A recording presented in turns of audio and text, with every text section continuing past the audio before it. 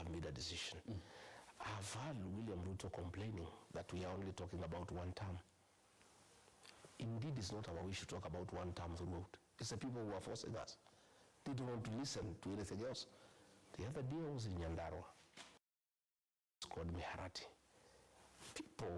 People have gone to meet before, and before that they asked me to talk about potatoes, the storage facilities, roads, water, schools. I'm trying to talk about water and schools, about potatoes. They are not interested. They say, tell us about one term. So I want to tell William Ruto why we are unable to talk about anything else in public meetings is because the people don't want to discuss anything else. They want to discuss one term. They are impatient. They want this guy to go like yesterday because he's the cause of all their problems. People are struggling. SHA is not working. The education system has collapsed. Children are at home. Roads have not been repaired. There is no money in circulation. Bribery is taking place in State House when they can see. They feel stifled. They feel occupied, and they want to be free. So they are talking about one term. So when I came up with this one term slogan, many people ask me, where did you come with this slogan? I was just summarizing what the people are saying. You know, I listen to the people, and God has gifted me with figurative language as a student of literature. I listen to what people of Kenya are saying, and I needed to capture what the people of Kenya are saying and what they want in one word. Because you know, in the figurative language, people don't want too many words in matters communication. People want to describe a difficult situation or a solution in one single word. So I thought about it, and listening to the people of Kenya across the country, the mood in the country, what the people want, then I came up with the slogan of one term. It has spread like bushfire. It is discussed everywhere, in bars, in churches, in matatus, in Uber, in salons, in barbershop.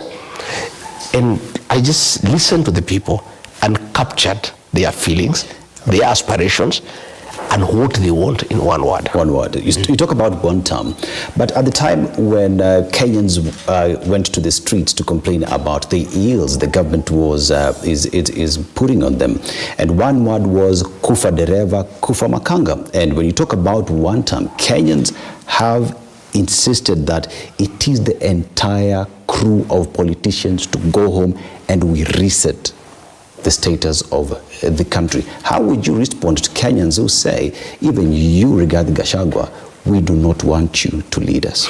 Well, I don't know which Kenyans those are, because when I go to meetings, thousands attend without any mobilization. I don't pay people to attend my meetings like William Ruto does. Today he was in church in Meru.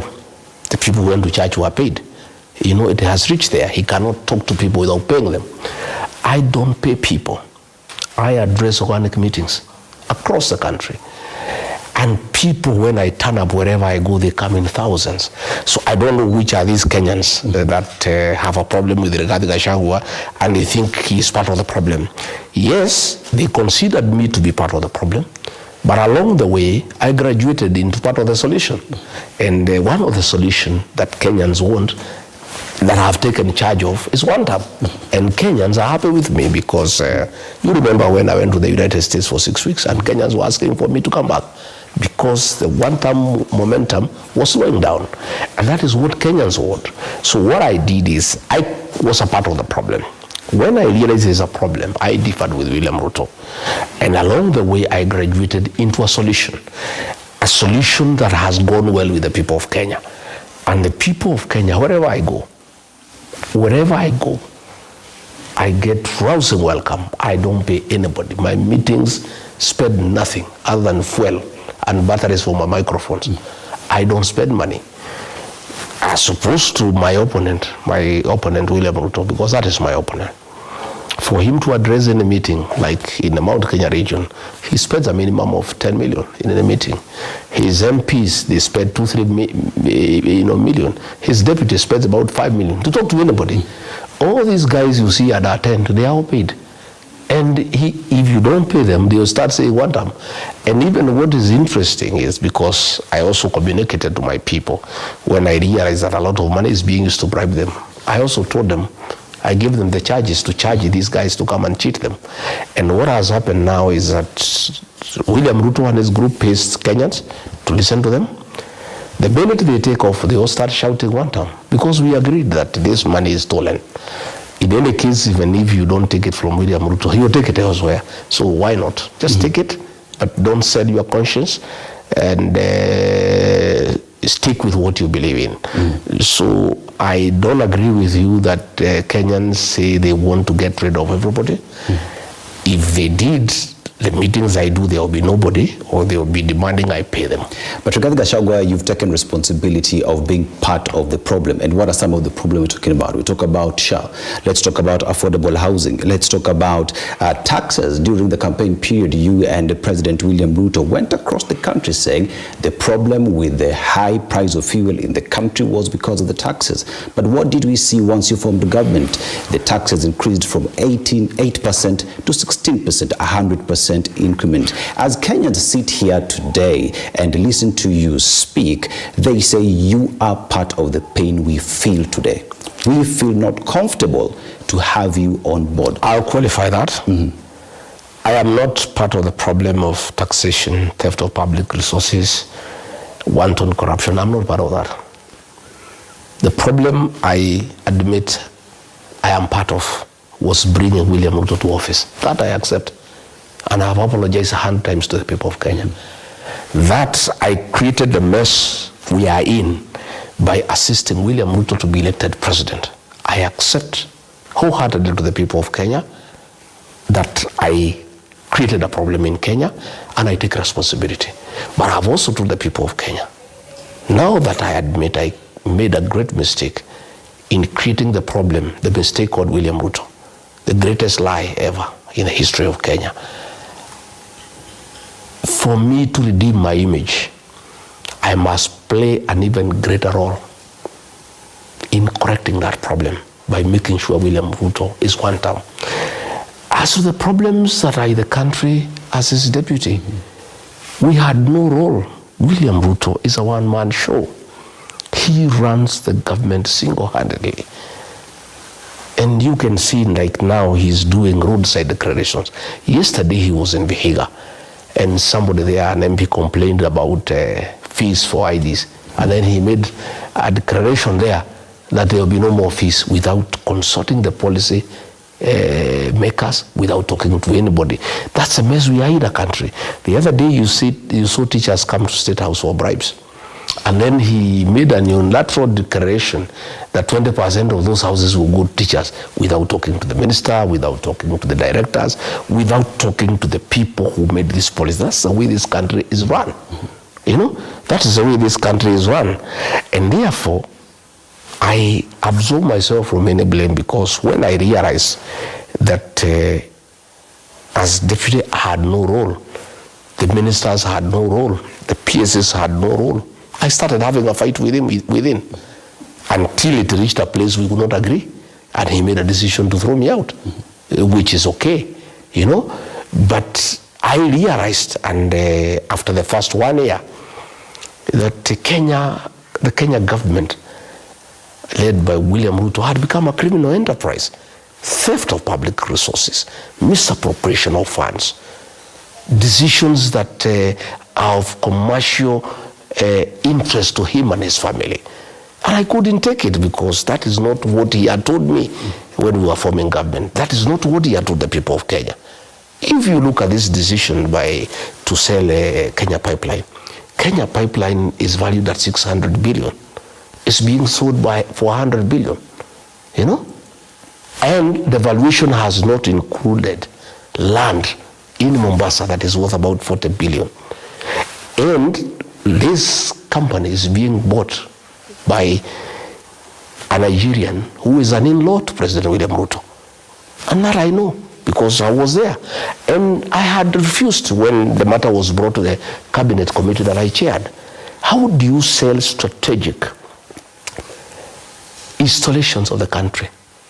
You know, oil, fuel is something that is very sensitive. How do you put the country's oil reservoirs in private hands? What if there is sabotage and the country comes to a stop? But because he has a commercial interest himself, today, Dennis, tea farmers are up in arms. I was in charge of tea reforms and things were going on very well. A single decision by William Ruto to do business with the rebel movement in Sudan, the RSF of Hemeti, who is a business partner of William Ruto. The government of Sudan made a decision to ban the importation of Kenyan tea. As a result of that ban, we have not been able to sell our tea in good prices. What is the result? The prices of tea have gone down. Farmers across the country, including his home in Kericho and Bomet, where he comes from, his kinsmen, they are up in arms. And it's a simple personal decision that because he wants to deal with the gold with Sudan and give them arms in exchange to kill women and children, then we cannot sell our tea. And because we cannot sell our tea, our prices have gone down. Then the farmers are crying across the country. So these are the things that I saw along the way. And I said, no, I can't have this. I'm not a con man. How do we con the people of Kenya? We promised to have a bottom-up economic transformation agenda. We promised to put money into people's pockets. Then the little that they have, we remove it. So I am saying that the Kenya government, run by William Ruto, is a criminal enterprise. State House is a crime scene. You have seen State House now has lost dignity. Bribery takes place, in broad daylight, and he doesn't care really. He really doesn't care. All money that was meant for capitation, schools are shutting down. That money has been diverted to State House to bribe people. Money meant for health has been diverted. Lecturers have not been paid. This money is what is being carried in sacks, in choppers across the country. I was unable to be part of that criminal enterprise. And Kenyans must forgive me for that, because that's not what we promised the people of Kenya. We had promised the people of Kenya that we are people's government, that we are going to serve in humility, we are going to make people's lives better, we are going to make people to improve their welfare, we are going to have ease of doing business.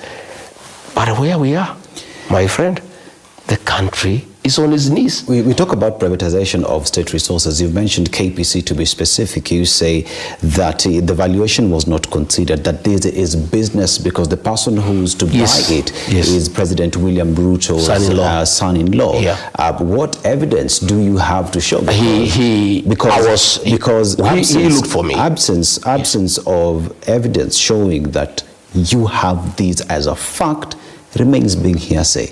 As well, you say you are inside as deputy and you knew about this. Why speak now? I have been speaking, and anything I've told Kenyans have come to pass. Anything I've said. I said about bombers of Kenya, it has come to pass. I said about RSF, it has come to pass. I said President William Ruto has appointed drug barons into his cabinet. I have been vindicated the day before yesterday. Drugs are being smuggled through JKIA. Who in his cabinet is in charge of that? You have seen the photographs. The people who are smuggling drugs through the airport, you have seen their photographs with the cabinet minister. And everybody knows that cabinet minister who is a drug baron. There are two. And I asked William Ruto, he had put me in charge of fighting drugs and alcoholism. When he was appointing these two ministers, I asked him, Mr. President, where does that leave me? How do I continue with this war on drug abuse when I'll be sitting in the same cabinet with the drug barons? That expose that has happened at the airport, if William Ruto has any decorum remaining, he must sack that minister. The evidence is there. The people who are smuggling drugs through JKI, the photographs with his minister is there. And you can see clearly that the minister is actually the one who is facilitating the peddling of the smuggling of drugs through the airport, because the drugs that have been caught, the documentation was saying that they are minerals. that are going for testing. So the ministry is being used for drug trafficking because the minister has been a drug baron, and it is in public domain. Everybody knows. There is nobody in this country who doesn't know. But William Ruto has no qualm because of his own business interest with that minister and the deals they are doing together. He has no qualms about appointing a fellow involved in drugs to the cabinet when our children are in trouble. How does William Ruto face parents today? And you know, he was telling parents that they are responsible for bad upbringing. When he has appointed ministers who are peddling drugs, they are sitting in his cabinet. When now there is evidence that that minister and his associates are involved in drug trafficking, how does he face parents and accuse them of bad upbringing when his minister, who is his business partner, is involved in drug peddling, cocaine, hard drugs in this country? These are some of the things, Dennis, that got me very tired. And today, in fact, I feel very relieved I'm not part of that government. I don't know how I'll be able now. This week, I would have gone to cabinet after what happened at JKIA. I don't know how I would have gone to sit in that cabinet with that minister when I was in charge of fighting drugs and alcoholism on behalf of government, and then I have to sit with a minister who is facilitating drug trafficking in the country. You've painted a lot of negativity and negative things that are happening with the current government, and in that there is now the united opposition that is coming forth and saying we want to form the next government. Let's speak about DCP as a party. And DCP is seen as it is a party that solely belongs to the Mount Kenya region. You regard the Gachagua has been accused of being a tribalist. How would you shake that, knowing that Kenyans are saying you only speak about the mountain and nowhere else? Nobody has accused me of tribalism other than William Ruto. The only tribal thing regarding Gachagua has done is to speak Kikuyu in meetings. When I was looking for votes for William Ruto, I used to speak Kikuyu and I was smiling, because I don't have to speak to the Kikuyu people in English because they are not Englishmen. They are Kikuyus. And the fact that I'm a national leader has not changed my identity. William Ruto practices tribalism. The other day we were in Ukambani. He sacked the CEO of Kentraco and replaced with his own tribesmen. If you look at the composition of the CEOs in the country, out of about 250, 92 are from his ethnic community. If you look at all the businesses that have been given in this country, he has given to his tribesmen. If you check, they have advertised for police recruitment, about 10,000 positions. Yet, in every sub-county, in every constituency, they are taking 5. 290 times 5 is less than 2,000. 8,000 positions he is taking and giving his tribesmen. He has been doing the same thing for the military. I was there, I saw it, for the teachers. That is a man who practices tribalism throughout. If you look at Nairobi, the composition of officer commanding police stations, out of 14 police stations in Nairobi, 9 are from his tribe. Despite the fact that his tribe, in terms of numbers, in terms of percentage, they're just down there. So you cannot tell me because William Ruto says I'm tribal. My party, DCP, is a national party. I have a very strong candidate in Magarini, in Kilifi. Kilifi is not in Kirinyaga, it's not in Nyandarua. That is in Coast Province. I have a candidate in Narok Township Ward in Narok. That is not in Nyeri. I have a candidate in Puruko Ward in Kajiado. That is not Muranga. I have a candidate in Malava in Kakamega. That is not Nyanyuki. My deputy party leader, Cleo Malala, is from Kakamega. Kakamega is not Nyeri. The chairman, national chairman, is from Kajiado. Deputy Secretary General is from Narok. Deputy Secretary General in charge of strategy, Owino Mabli, is from Kisumu. Ours is a national party. It's only that because William Ruto sees me there, he sees the Kikuyu whom he hates, despite the fact that they made him president. And when we made him president, we knew he was not one of our own. He has hated us because we have refused to give him our vote. Our vote we give willingly to people who respect us and people who are truthful and people who don't misuse us and people who don't abuse us when we tell him we will not give you our vote. He has been trying to mobilize the rest of the country against us, and therefore we are through with him. That does not make us tribal. In any case, we have many other friends that we are working with. We don't have to work with him, and it cannot be because we supported him. If we don't feel like supporting him and we can support somebody else, we become tribal. We can support anybody else. We can support Kalonzo Musyoka. We can support Fred Matiang'i. We can support Eugene Wamalwa. We can support George Natebea. We can support Seki. We can support Mohamed Adi from Nyali. We have no contract with William Ruto that is binding, that because we voted for him in 2022, we must always vote for him. There is no such contract, and I want to tell him sorry. You feel bad that we have left you. You made the bed, you lie on it. We had loved you, we had respected you, we had given you our votes, we had trusted you. You betrayed us. You cheated us. You took advantage of our ignorance in terms we did not know you well. We chose you without knowing you well, and that was a mistake that we made, and it's a mistake we shall never repeat again. We will never vote for anybody that we don't know properly. We must do due diligence to know who you are, what you say about us when we are not there, and how you have been, what is your history. Those are mistakes that we made, and we are paying the price. And we have accepted that we made great mistakes, but we are saying we have learned from those mistakes. We will not repeat again. My friend, DCP is a national party.